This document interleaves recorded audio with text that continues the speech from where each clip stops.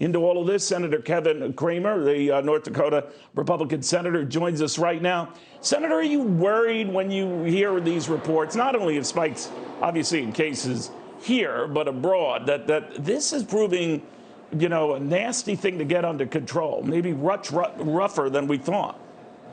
Well, Neil, maybe it is, but what I worry more about is the response to it all, the panic that it creates, the fear that drives people's thinking. I mean, to suggest that somehow we should live in a risk-free world is silly when you consider all the other ways that people can get sick and can die, and the way we even keep track of the numbers is a bit, I think, confusing to a lot of the public. And at the end of the day, we have to make sure, as the president said from the very beginning, that the cure is not worse than the disease, and that's what I worry about as we think about an economy and that opens up, that includes and should include schools being reopened. As things stand now, Senator, I know it's a moving target, so my figures, even though I got them this morning, might be dated already, but that 26 states now are in whole or part delaying the start of the in-person school year or just going entirely virtual. Some are splitting it between virtual and in-person classes, but this seems to be a growing theme. Are you worried that the recovery itself is in jeopardy, whatever the medical necessity of that? Well, I do worry a little bit about that. Again, regardless of the medical necessity, what drives reality is how people respond. And if you don't have schools open, that means one parent probably is going to have to stay home that would otherwise be earning an income. It means that schools supply, distribution and whatnot would be hurt, and that's part of our economy. Obviously, it also means that our children may not be learning as much and as well, and that's a competitive issue. Although this is not, as you said earlier, unique to the United States of America, it's certainly global.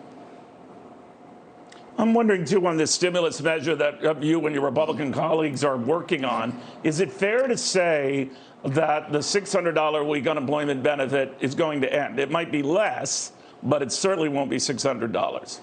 Well, Neil, I think it has to be less than $600. We cannot have an economy reopen if a large number of the workforce is getting paid more to not work. That clearly didn't help in the recovery. And so, to reopen your business, you need a number of things. You need capital, you need, a market, and you need workforce. And that's why our package focuses on that, as well as in sending schools to reopen in a safe way, as well as focusing on the healthcare needs that fight this virus. And that's why this targeted approach that Republicans have brought up only costs $1 trillion, as opposed to the left-wing wish list that the Democrats have brought up that costs $3.4 trillion.